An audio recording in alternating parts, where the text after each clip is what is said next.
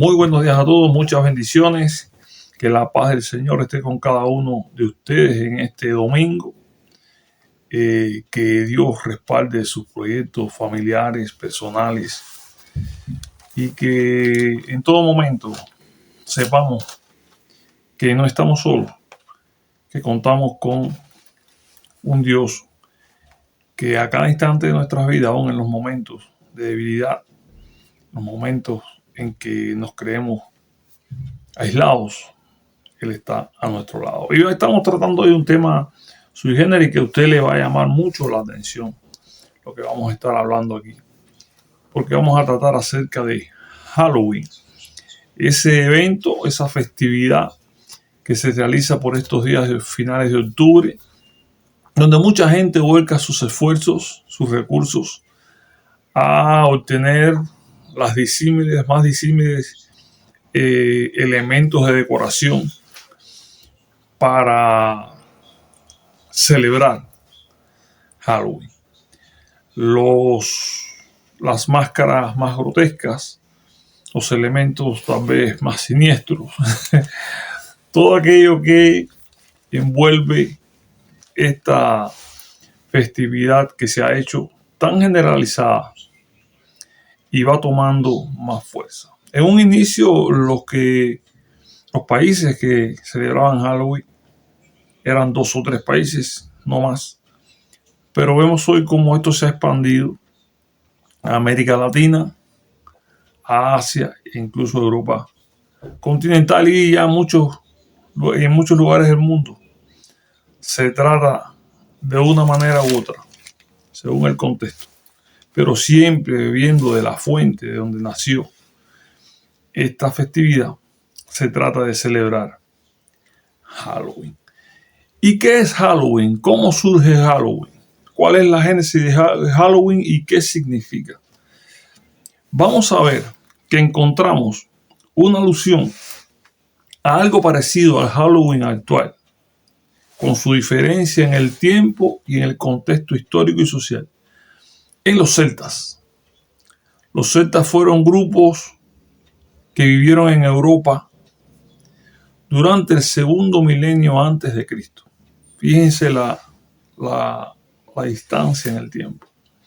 Estos grupos, cuando llegaba el invierno, o sea, terminaba la cosecha y comenzaba el invierno, hacían una serie de actividades rituales, una serie de celebración por la cosecha y el comienzo del invierno, que implicaba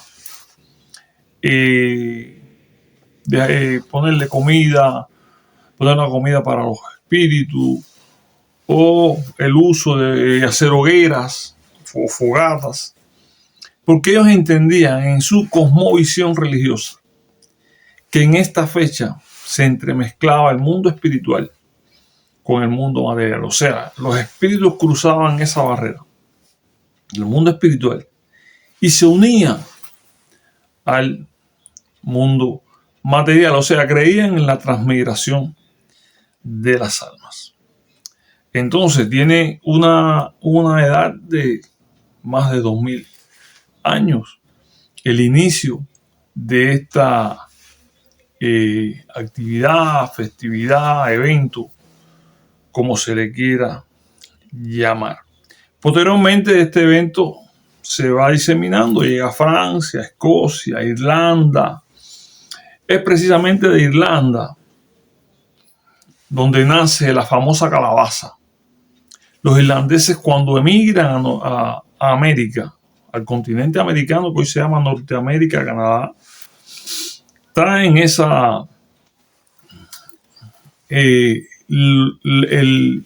el uso de la calabaza como un elemento decorativo en esta festividad. De ahí esa calabaza dentada con ojos que vemos mucho, tanto en animados como en dibujos, y que se reproduce mucho en tiempos de Halloween, sale de esta presencia irlandesa, fundamentalmente de la inmigración irlandesa en Norteamérica. Y es Norteamérica quien acuna y quien hace crecer al niño de Halloween en Estados Unidos y en Canadá. Ahora, según la tradición, le decía que ellos creían en la transmigración de las almas, creían en los espíritus, los muertos venían a hacer su presencia entre los humanos. Y Halloween, cuando nos ponemos a observar bien, siempre me ha llamado la atención que ya eso se ha generalizado y se ha normalizado, ¿no? Que cada vez las decoraciones de Halloween son más grotescas. Son decoraciones teatrales, son todo un andamiaje teatral, pero son grotescas, son realmente siniestras cuando tú las observas desde cerca, aunque estemos para muchos en una festividad. Ahora, toma un matiz diferente cuando en el siglo VII el Papa Gregorio III, sabiendo que posterior a esa fecha que se había establecido como Halloween, venía el Día de los Muertos, él dice, bueno, vamos a vincular aquí una cosa con otra, vamos a buscarle una adaptación de una manera, ya sea sutil, ya sea más abierta, a Halloween y después el Día de los Muertos, puesto que Halloween lo que hace es eso. En sus inicios era eso, exaltar las almas de los muertos, la unión con el mundo espiritual, etc. Y este Papa Gregorio III, en ese siglo VII, entonces dice, bueno, vamos a, después del día de Halloween, que es en octubre, finales de octubre, viene entonces comienzos de noviembre, que es el Día de Muertos. Entonces Halloween va a ser la antesala, va a ser las primicias de lo que va a ser el Día de los Muertos. Y así, de una forma un poco como que solapada, un poco como que no tiene que ver conmigo, pero sí, Halloween se convierte en la antesala del Día de los Muertos. Y entonces, y la Iglesia Católica, con su Papa, con su pontífice, toma esa decisión que es hasta hoy, aunque en lo personal considero, que no se le da esa gran connotación desde el punto de vista de la decoración y todo eso en lo que refiere a la Iglesia Católica. Por lo menos lo que yo he visto. No soy asiduo a asistir a actividades de la Iglesia Católica, pero lo que yo he visto. No obstante, queda ese nexo, esa unión entre finales de octubre, día de Halloween, día festivo, día de los muertos, de los espíritus, y el Día de los Muertos, que es comienzo de noviembre. Ahora, para el mundo eso es normal. Para las personas que viven, no conocen al Señor, tienen su vida normal, entre comillas, desarrollan todas las actividades que puedan desarrollar en aras de que los niños se sientan bien, de que la familia pase un momento determinado, y hacen acopio y uso de todos estos recursos de decoración bastante grotescos cada vez. Les digo que hay veces que llega el momento, tú no sabes si estás delante de un esqueleto humano o delante de un cuerpo humano muerto o delante, y no es un cuerpo humano, simplemente es un objeto de decoración pero tan parecido que te parece que estás observando prácticamente a una persona fallecida delante de ti. Y así son todos los elementos. Más allá del gusto que pueda sentir cada persona respetado por mí por celebrar esta actividad, debemos entender que para nosotros los cristianos Halloween no tiene nada que ver con nosotros. Y queremos que aquellos que no sean cristianos entiendan que Halloween no es nada positivo. Halloween es una exacerbación de la muerte, una exacerbación de lo espiritual. Es meterte en un mundo que desconocemos, pero que sabemos que existe y que es bastante brutal y es bastante diabólico. En los aires se mueven a veces manifestaciones diabólicas que solamente nuestro Señor, en su inmenso amor, su misericordia y en su inmenso poder, detiene y controla. Se mueven a veces en los aires luchas espirituales, guerras espirituales.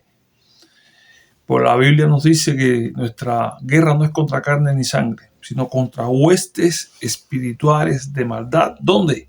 En las regiones celestes. No es uno ni dos, son miles que vienen a por tu alma, vienen por el alma de cada persona que habita la tierra, porque ese es el papel del maligno: robar, dice la palabra, matar y destruir. Y aunque veamos en esta celebración algo inocente, de inocente no tiene nada espiritualmente hablando. Cuando vamos a la palabra desde los inicios, que Dios llama al pueblo de Israel, le dice: vengan acá, hijos míos, tengo para ustedes una palabra, ustedes que son el pueblo que cree en mí, que no creen en otros dioses, como muchos, todos los pueblos alrededor de Israel creían en muchos dioses.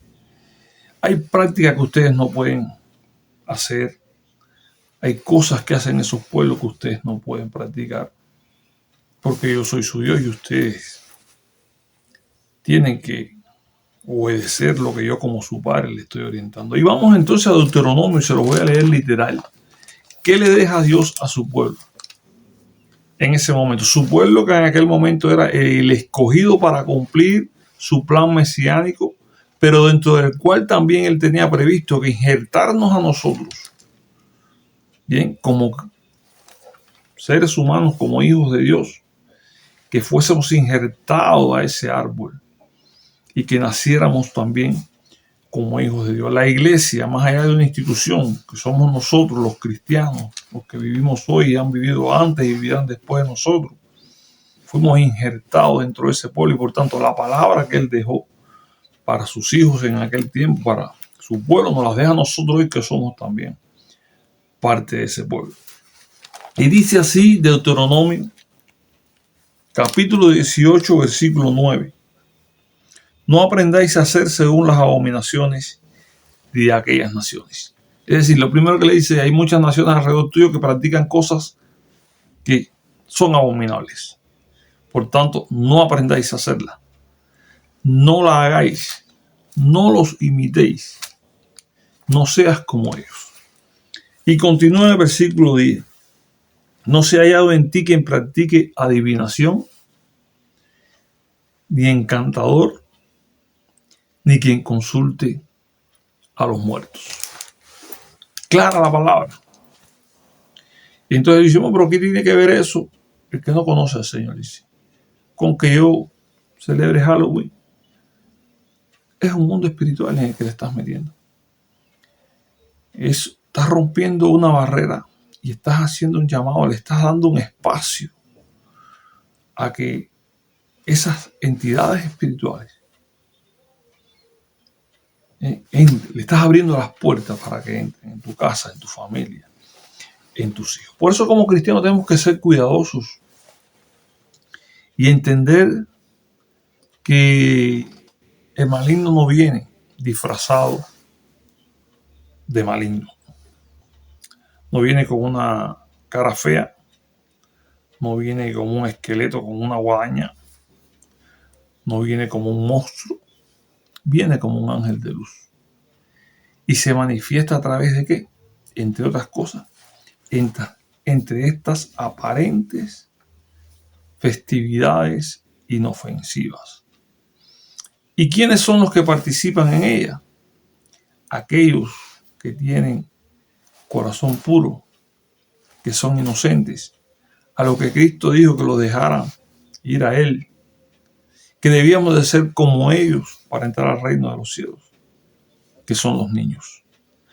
Estando ayer o antes de ayer, ya después de una jornada de trabajo, me senté ahí un rato y escuchaba algunas noticias, la televisión, y tocaron la puerta 3 veces en lapsos diferentes de tiempo.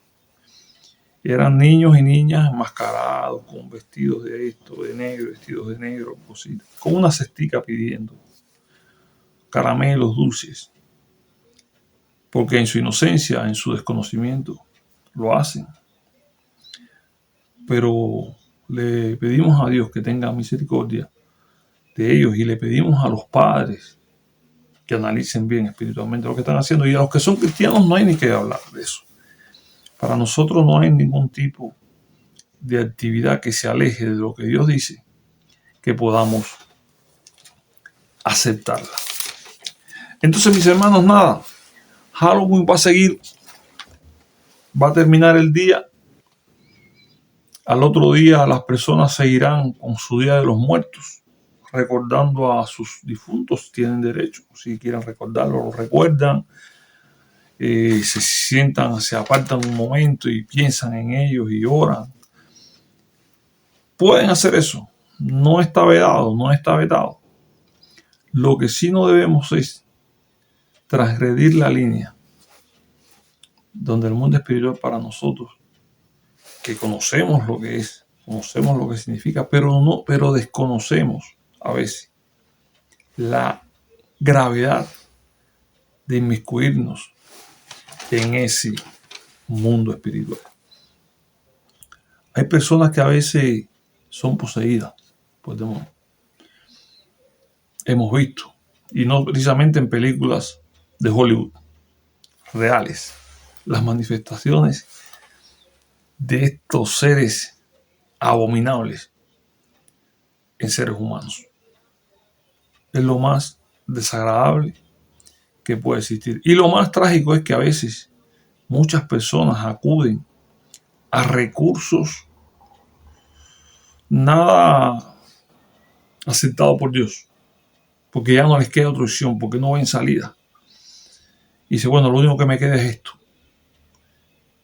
porque dentro de ellos lo que hay es estos seres, uno de estos seres malignos, que solo lo que quieren es acabar con las almas.